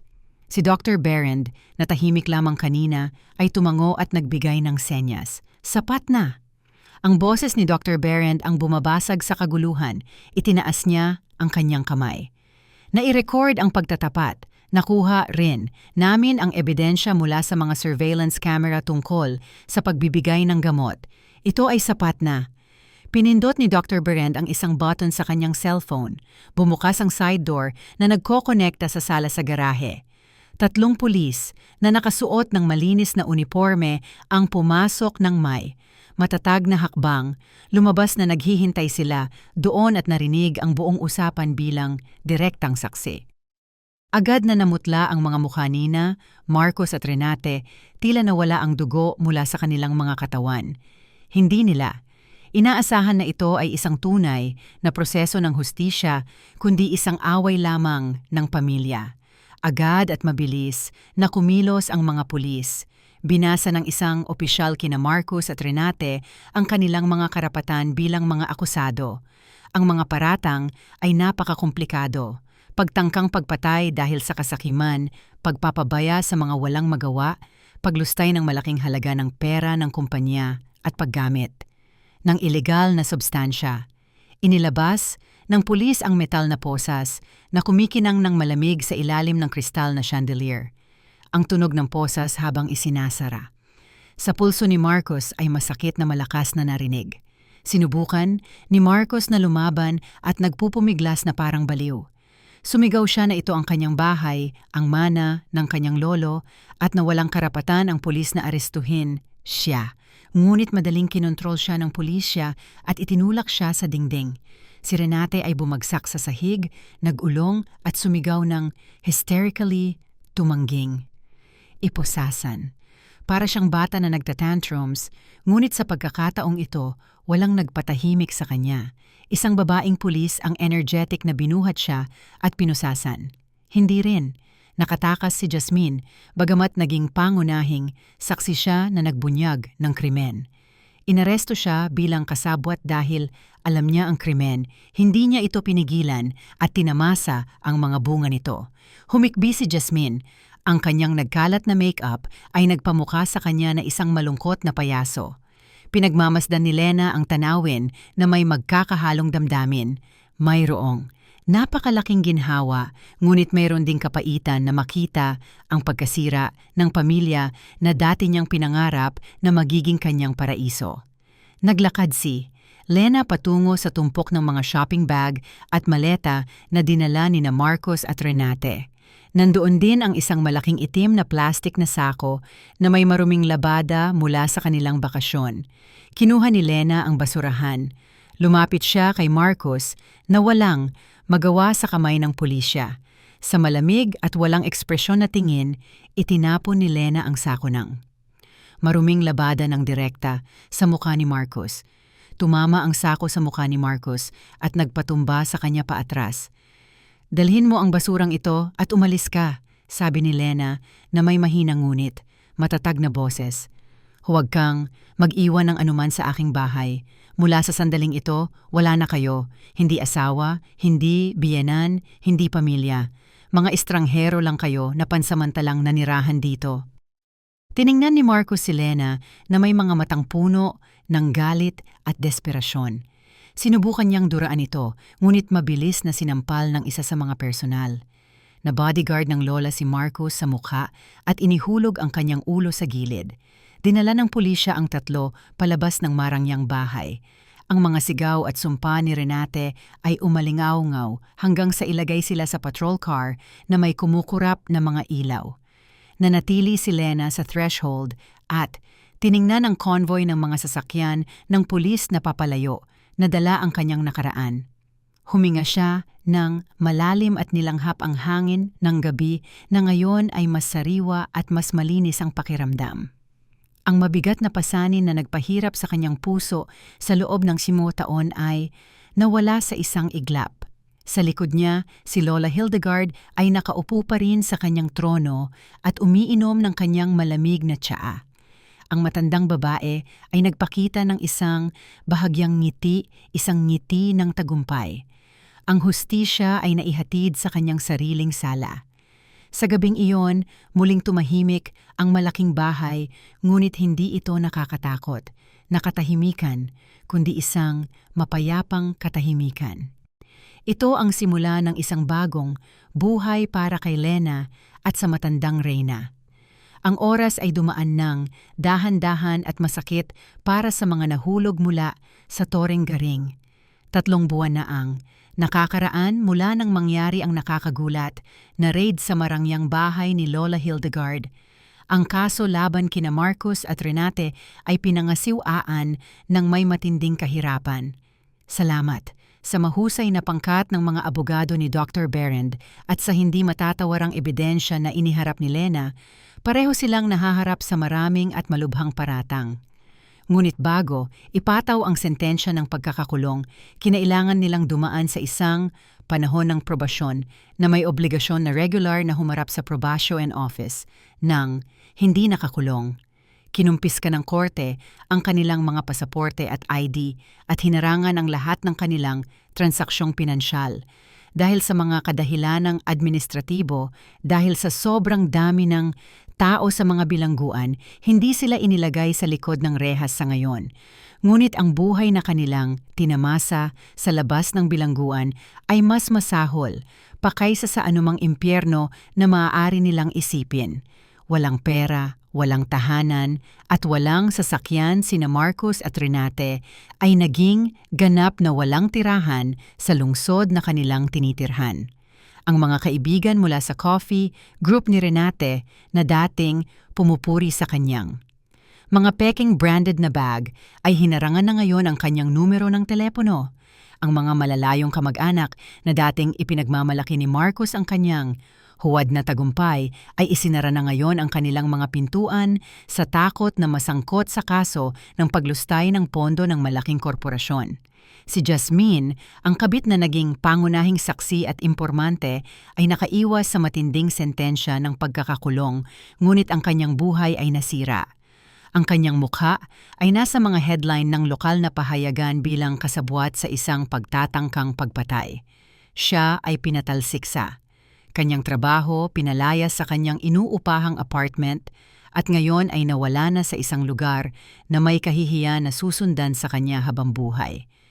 Nang hapong iyon, napakainit ng araw, nagpapainit sa kalsada ng aspalto at kumikinang na umakyat sa hangin.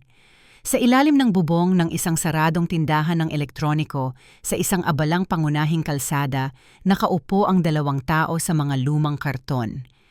Sila sina Marcos at Renate. Ang kanilang hitsura ay ganap na naiiba kaysa 3 buwan na ang nakakaraan.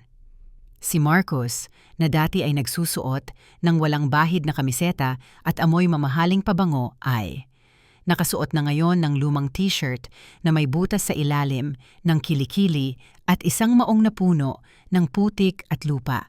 Ang kanyang buhok ay magulo, ang kanyang mukha ay natatakpan ng magaspang, hindi, ahit na balbas at ang kanyang balat ay nasunog sa araw at nagiging kayumanggi. Si Renate sa kanyang tabi ay mukhang mas kaawa-awa. Ang babae na dati ay hindi mabubuhay ng walang makapal na makeup at pulang lipstick ay mukha ng matanda at lanta. Ang kanyang buhok na nagsisimula ng maging kulay abo ay magulo at ang kanyang mukha ay marumi sa alikabok ng kalsada at puno ng malalim na kulubot. Ang damit na kanyang suot ay ang tanging mayroon siya. Amoy maasim ito dahil hindi nahugasan sa loob ng maraming araw habang natutulog sila sa kalsada. Nakatitig ang dalawa sa siksik na trapiko. Malakas na umungol ang kanilang mga tiyan sa gutom. Mula pa umaga ay wala na silang nakain kundi tubig mula sa pampublikong banyo. Hindi na simpleng abala ang gutom kundi isang sakit na bumaluktot sa kanilang mga bituka at nagpapahilo sa kanila. Ang alitan sa pagitan ng ina at anak ay sumiklab dahil sa isang maliit na bagay. Nakita ni Marcos ang tira-tira ng isang kahon ng pagkain na itinapon ng isang nagdaraan sa kalapit na basurahan. Walang kahihiyan na nanalo ang survival instinct ni Marcos. Tumakbo. Siya nang may maliliit na hakbang at naghukay sa basura, nakakita ng kalahating serving ng kanin na may sarsa at mga buto ng manok na mayroon pang kaunting karne. Agad na dinala ni Marcos ang kayamanan sa kanyang karton, ngunit si Renate, na nagugutom din, ay tiningnan ito na may mababangis na mata at inagaw ang kahon mula sa mga kamay ni Marcos. Isang kahiyahiyang away ang sumiklab sa kalye. Sinubukan ni Marcos na bawiin ang natitirang kanin mula sa mga kamay ng kanyang ina. Isang hilahan, malupit silang nag-insultuhan. Isang bagay na hindi dapat gawin ng isang ina at anak. Sumigaw si Renate na siya ang nagsilang. Sa kanya at may karapatang kumain muna. Sumigaw si Marcos na ang lahat ng karmang ito ay dumating sa kanila dahil lamang sa kanyang sakim na ina na nagsabi sa kanya na huwag pakainin ng lola. Nabali ang kahon ng pagkain, nagkalat ang nilalaman sa marumi at maalikabok na sidewalk. Ngayon, pareho silang tahimik na nakatitig sa kanin na may halo na buhangin. Humikbi si Renate at mahina na sinuntok ang dibdib ni Marcos. Itinulak ni Marcos ang kanyang ina, kaya't nahulog ito. Napahawak siya sa kanyang ulo sa pagkadismaya. Wala na ang kanyang dangal. Naging katuwaan sila ng mga nagdaraan. May ilang tao pang ang kinukuhanan sila ng video gamit ang kanilang mga cellphone at nang aasar na tumatawa.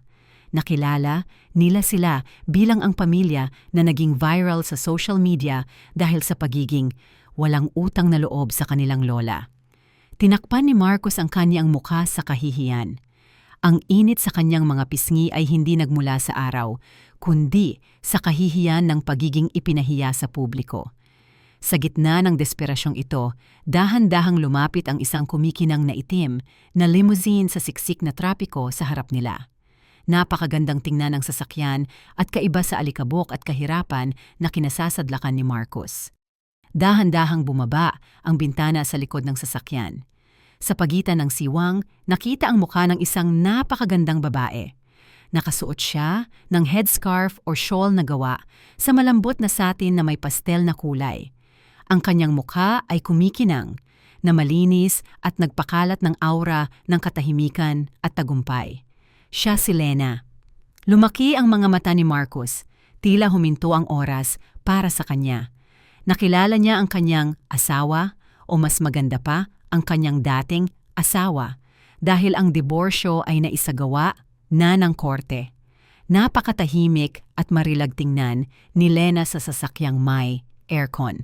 Sa kanyang kandungan ay may tablet na nagpapakita na siya ay isa ng abalang negosyante na nag-aalaga ng mahahalagang bagay, hindi ang babae na naglalaba ng maruming damit ni Marcos.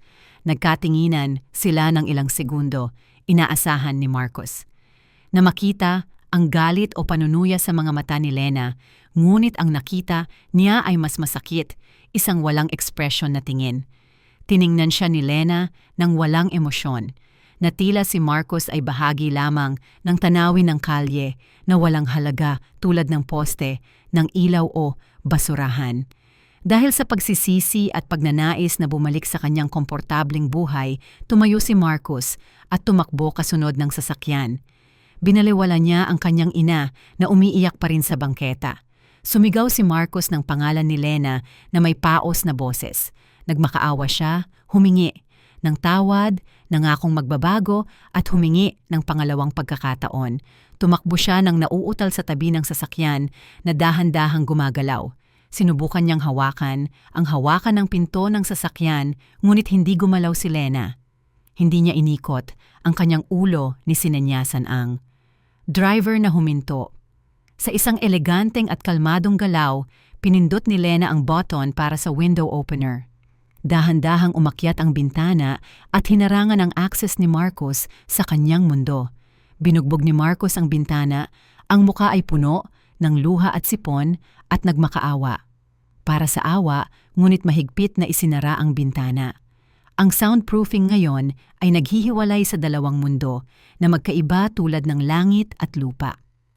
Bumilis ang marangyang kotse at iniwan si Marcos na walang hininga at nakasubsob sa mainit na aspalto. Bahagyang humaplos sa kanyang mukha ang usok mula sa tambutso na parang huling paalam. Nanatili si Marcos sa kalsada, humihikbi at pinagsisisihan ang sarili niyang katangahan. Itinapon niya ang diamante at kumapit sa bangkay at ngayon ay kailangan niyang kainin ang bangkay ng mag-isa. Dumating ang karma sa pinakamalatula at masakit na paraan. Naramdaman niya kung paano balewalain, mamatay sa gutom at tratuhin na parang wala siya. Ito mismo ang ginawa niya kay Lola Hildegard. Isang taon ang lumipas sa isang tahimik na silid ng hukuman, malakas, na bumagsak ang martilyo ng huwes na naghudyat sa pagtatapos ng kaso ni Marcos at Renate. Ang ipinataw na hatol ay napakabigat at walang awa. Nagpasya ang huwes na malinaw at hindi matatawaran na napatunayan na sila ay nagkasala sa tangkang pagpatay dahil sa kasakiman at pag-abandona sa mga walang kalaban-labang tao na nagdulot ng matinding pisikal at emosyonal na pagdurusa. Si Marcos ay nahatulan ng 12 taon sa bilangguan. Si Renate naman ay nakatanggap ng sentensyang 10 taon. Walang luha ang makapagbabago sa desisyon. Matapos kumpiskahin ng Estado ang kanilang ari-arian at ibalik sa pundasyon, wala nang gustong magtanggol sa kanila ng walang bayad. Ang buhay sa bilangguan ay naging simula ng panibagong pagdurusa para sa kanila.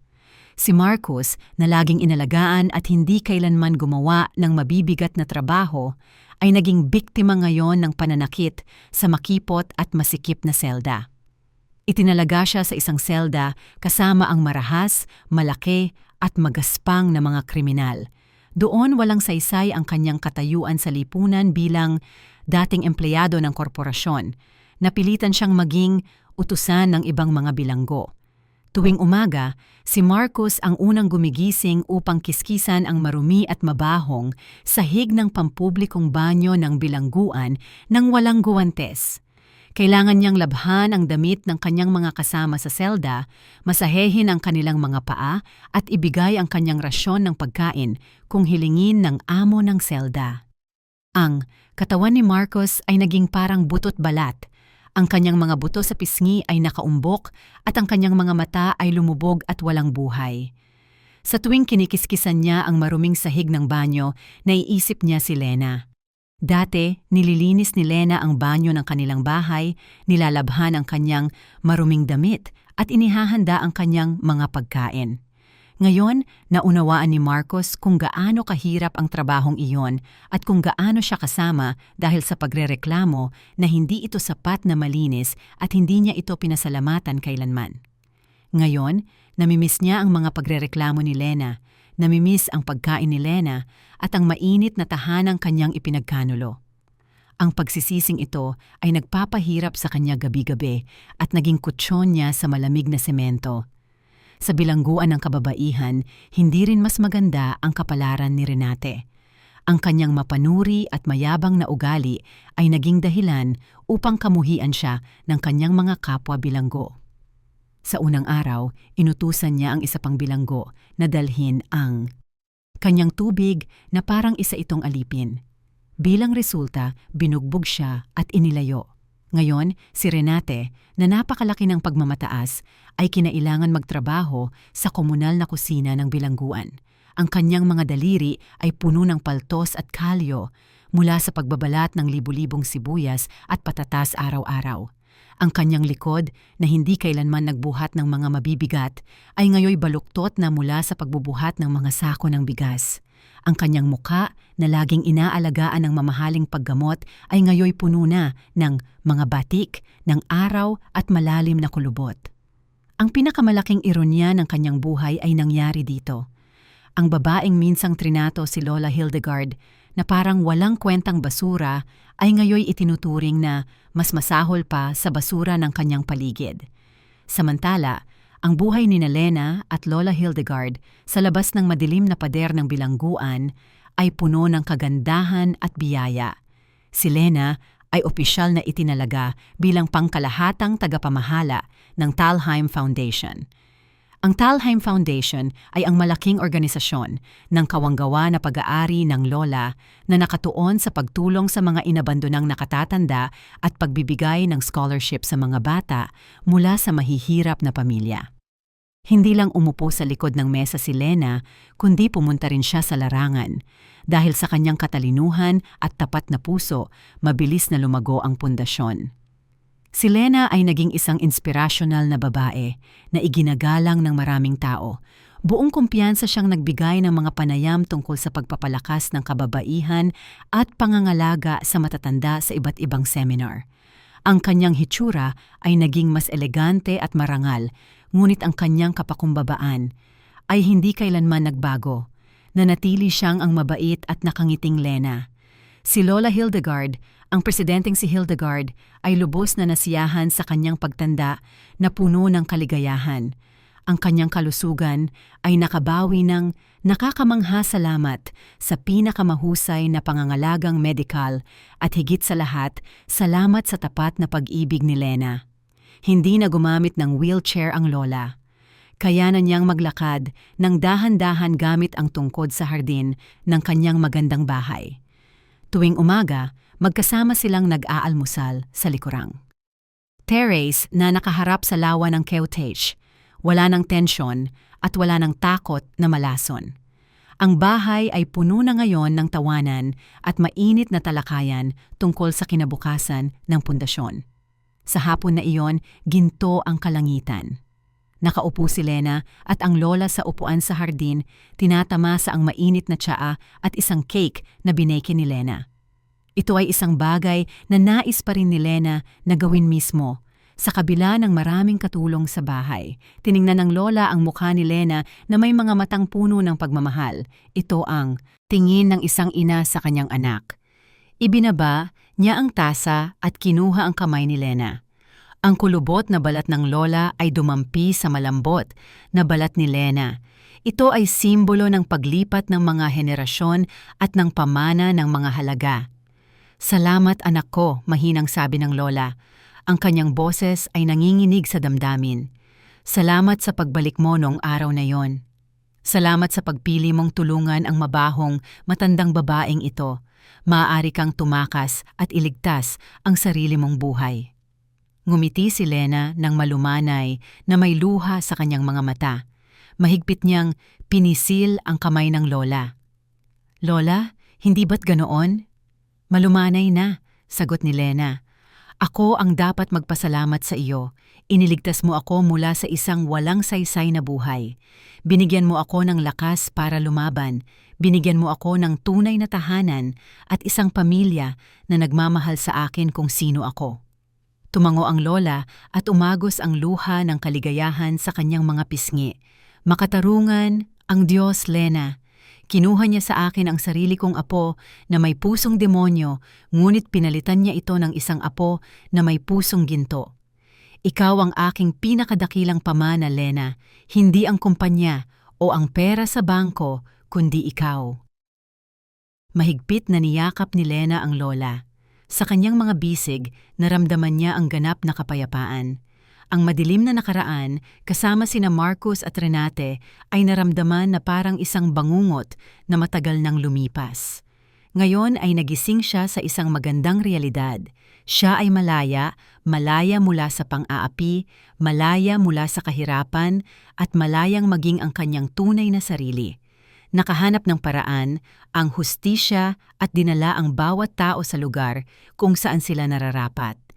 Ang mga kontrabida ay nabubulok sa bilangguan na may walang hanggang pagsisisi at ang pasyente na bida ay nakatayo ngayon na parang isang reyna sa kanyang sariling palasyo, handang yakapin ang isang maliwanag na hinaharap.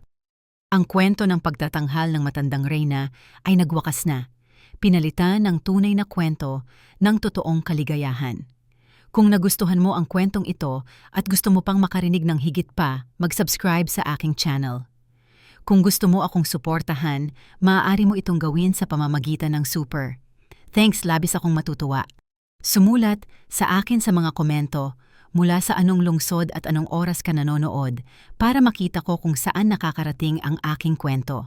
Para sa iyo, mayroon akong 2 pang kwento ng buhay na binigyan ng boses at ipinakita ngayon. Mag-click agad sa isa at magpatuloy tayong magkasama. Malugod na pagbati. Magkita tayo mamaya. Oo, M.